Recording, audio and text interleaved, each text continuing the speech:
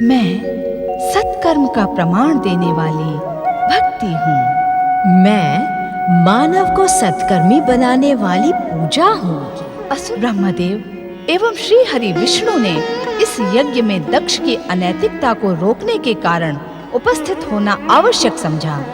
दक्ष पुत्री दिति ने अपने पति कश्यप को अनुचित समय पर बाध्य किया कि वे उसे माता बनने का सौभाग्य प्रदान करें। दूसरी ओर आज माता सती माता बनने का सम्मान प्राप्त करने की इच्छा के लिए विचार मग्न है।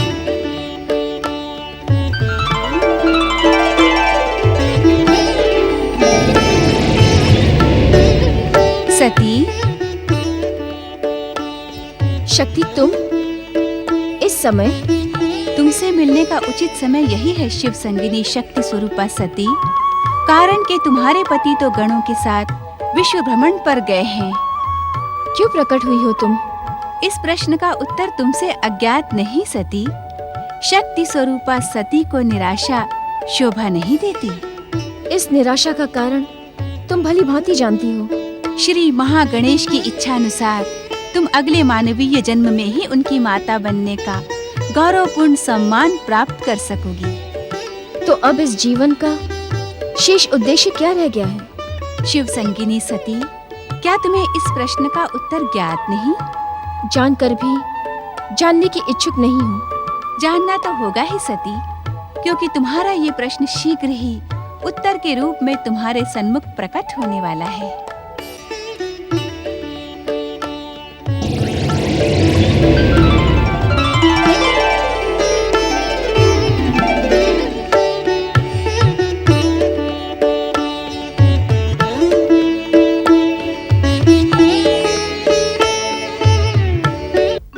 देवी सती भविष्य की घटनाओं के विषय में विचार करने लगी, जिसका ज्ञान तो केवल श्री महागणेश को ही है। श्री महागणेश की इच्छा से ही हर घटना घटती है और आज इसी लीला का एक और अध्याय प्रारंभ होने जा रहा है।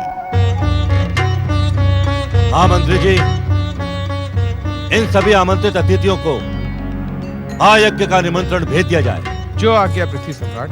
और स्मरण रहे, इस सूची के अतिरिक्त अन्य किसी व्यक्ति को आमंत्रण भेजने का दुस्साहस न किया जाए। आप निश्चिंत रहिए पृथ्वी सम्राट, आपकी आज्ञा का पालन होगा।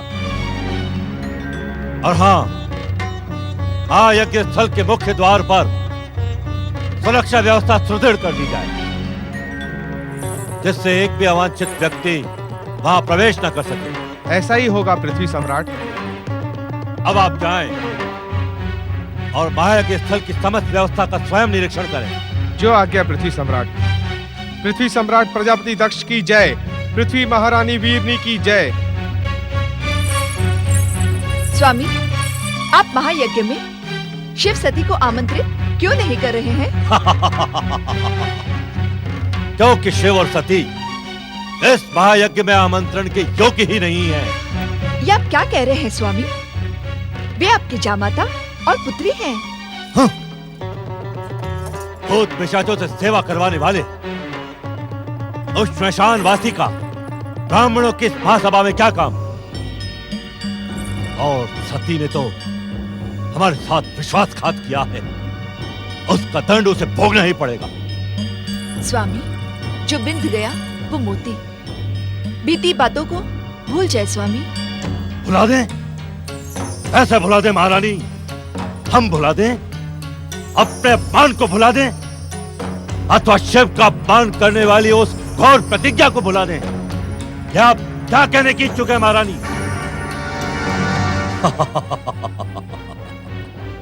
लंबी प्रतीक्षा करने के पश्चात दक्ष प्रजापति को मायावी शिव का अपमान करने का अवसर प्राप्त हुआ है। स्वामी, शिव सती के विरुद्ध ये निर्णय उचित नहीं है।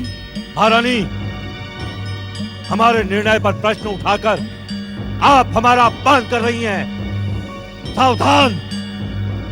दक्ष प्रजापति के क्रोध का परिणाम आपके हित में न होगा। स्वामी,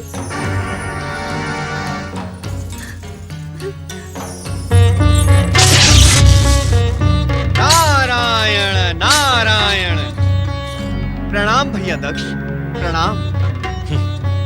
कहीं तुम्हें उस मायावी शिव ने तो नहीं भेजा है नारद? गंग गंग गंग गंग गंग। भैया दक्ष, आप ये क्यों नहीं समझते कि भगवान शिव किसी को भेजते नहीं? अभी तो इस संसार में जो भी कुछ घटता है वो शिव इच्छा से ही घटता है। अच्छा अच्छा अच्छा, अर्थात हमारे महायज्ञ में हमने उसे आमंत्रित नहीं किया है और उसके घोर अपमान की योजना बनाई है, वो भी उसी की इच्छा है।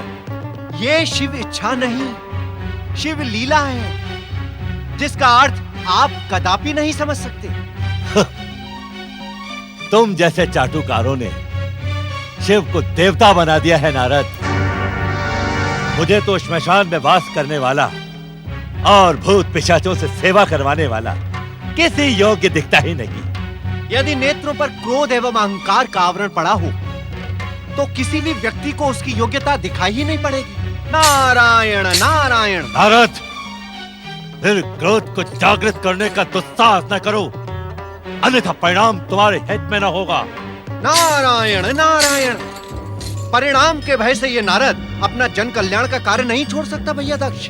नारद, मैं तुम्हारी जन कल्याण की भावना से भली भांति परिचित हूं। यदि दक्ष महल में तुम्हारा जन कल्याण पूर्ण हो गया हो तो शीघ्र यहां से प्रस्थान कर जाओ। नारायण नारायण। काम, क्रोध, मोह, लोभ और अहंकार के इस भयानक वातावरण में नारद की एक क्षण भी रुकने की इच्छा नहीं है भैया दक्ष। किंतु आप मेरे भ्राता हैं, इसीलिए आपको दो बातों का स्मरण कराना, दो महत्वपूर्ण बातों का मेरा कर्तव्य है।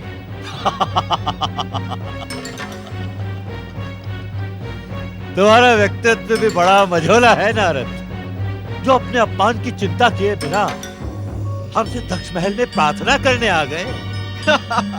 नारायण नारायण। यही तो नारद की जन कल्याण की भावना है, जो अपने अपमान के लिए नहीं, दूसरे के कल्याण के लिए चिंतित रहती है। नारद, मुझे तुम्हारी दीनता पर अरदास करने का मन होता है। कहो, क्या प्रार्थना करने आए थे तुम? प्रार्थना नहीं भैया दक्ष, आपको स्मरण कराने आया हूँ। स्मरण। नियंता की कृपा से आपको अपने इस महायज्ञ से अपने भयंकर पापों को पुण्यों में बदलने का महान अवसर प्राप्त हुआ है। नारद, कह लेने दे भैया दक्ष, कह लेने दे। यदि नहीं कहा तो ये संसार नारद की जन कल्याण की भावना पर प्रश्न चिन्ह लगाएगा। दो महत्वपूर्ण बातों का स्मरण रखना भैया दक्ष। एक तो महायज्ञ प्रारंभ होने से पूर्व प्रथम पूज्य श्री महागणेश की अग्र पूजा करना। दूसरी, यज्ञेश्वर शिव तथा सती माता को स्वयं जाकर आमंत्रित करना। नारद, तुम शीघ्र से प्रस्थान कर जाओ, अन्यथा हमारा श्राप तुम्हें भस्म कर देगा। नारायण नारायण। भैया दक्ष, यदि आपका श्राप मेरे योग्य होगा ही नहीं तो श्री महागणेश की कृपा से वो मुझे स्पर्श भी नहीं कर पाएगा। दुष्ट नारद। भैया दक्ष, क्रोध स्वास्थ्य पर प्रतिकूल प्रभाव डालता है। नारायण नारायण। संसार में वो कार्य सिद्ध हो ही नहीं सकता जो महाशक्तियों के प्रति द्वेष भावना से आयोजित किया जा रहा हो। नारायण नारायण।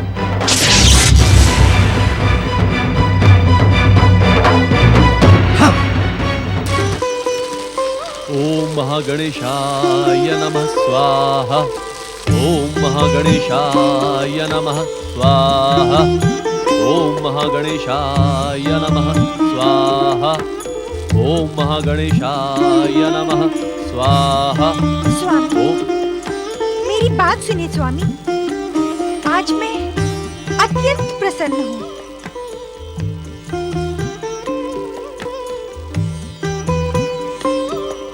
हम तुम्हारी प्रसन्नता जानने को उत्सुक है सुमुखी। स्वामी, मेरे गर्भस्थ पुत्र ने जानते हैं मुझसे क्या कहा? क्या कहा दीदी? उसने कहा, मैं तुम्हारी हर इच्छा पूर्ण करूंगा माता। माता पिता की इच्छा पूर्ण करना पुत्र का कर्तव्य होता है दीदी। पिता नहीं, मात्र माता। मेरा पुत्र मात्र मेरा है। मेरी हक के ही कारण आप उसे जीवन देने को विवश हो गए। प्रिय, इस अवस्था में गर्भस्थ पुत्र पर माता की सोच का सीधा प्रभाव पड़ता है। मैं आपसे परामर्श प्राप्त करने नहीं, अपनी प्रसन्नता बांटने आई थी। दक्ष प्रजापति की पुत्री दिति को किसी भी ज्ञान या परामर्श की आवश्यकता नहीं है। मेरा आपसे अपनी प्रसन्नता बांटना ही अनुचित था। नारायण नारायण नारायण, श्रीमन नारायण नारायण नारायण, नारायण नारायण। परम देव श्री महागणेश की जय। जय। देवर्षि नारद प्रणाम।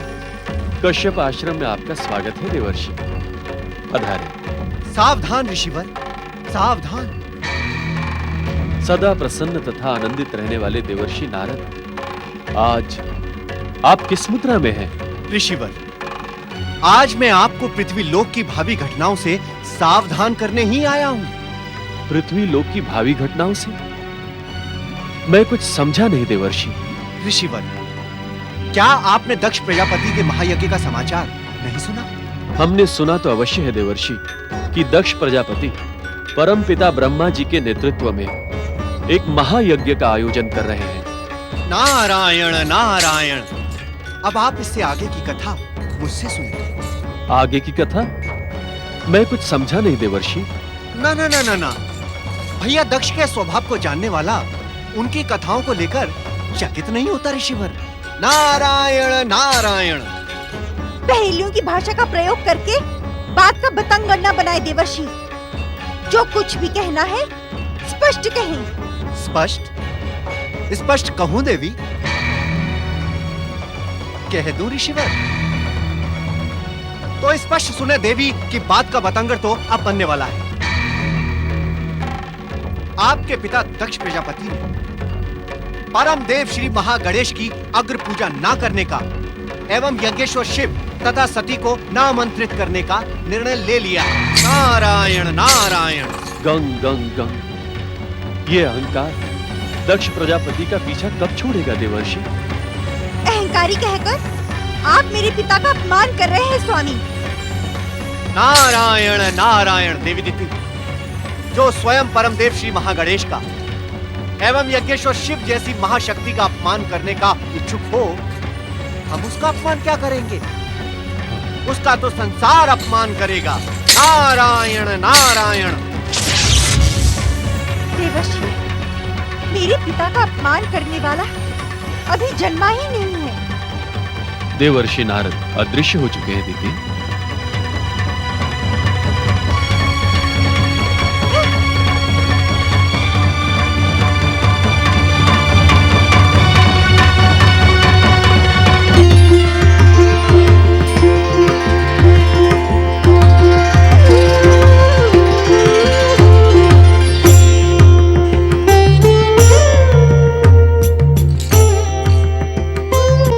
व्यवहार को देखकर इतना उत्तेजित होना आपको शोभा नहीं देता देवर्षि नारद। नारायण नारायण।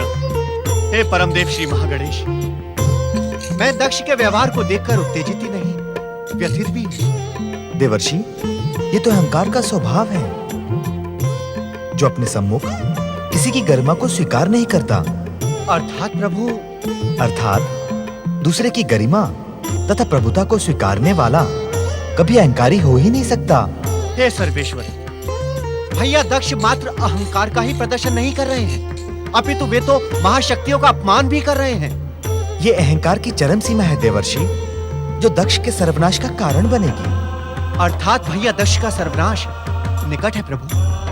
देवर्षि, हमारे उत्तर में अपने प्रश्न को ढूंढने का प्रयास ना करें। गंग गंग गंग गंग गंग गंग। प्रभु, आप तो हर समस्या का समाधान है, हर प्रश्न का स्वयं उत्तर है। आपके उत्तरों में प्रश्न खोजना असंभव है प्रभु, किंतु मैं। चतुर नारद, दक्ष का महायज्ञ होगा, अवश्य होगा, और इसका परिणाम इस बात का प्रमाण होगा कि हमारी अग्र पूजा ना करने का क्या परिणाम होता है। अर्थात प्रथम पूज्य श्री महागणेश, इस यज्ञ में ऐसा कुछ घटने वाला है जिसकी कल्पना भी नहीं की जा सकती। हमारी अग्र पूजा ना करके तथा यज्ञेश्वर शिव का अपमान करने के कारण दक्ष को महागणेश के क्रोध तथा शिव शक्ति का ज्ञान हो जाएगा। किंतु प्रभु, भैया दक्ष ने तो शिव शक्ति विवाह में भी आपकी अग्र पूजा नहीं की थी। उसका दंड भी आज दक्ष को भोगना ही पड़ेगा।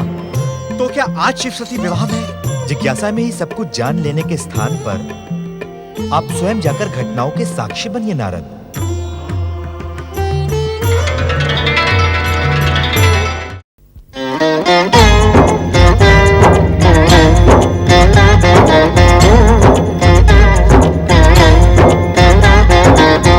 अर्थ समर्थ ये इनसे जीवन, यही है करता यही है कारण।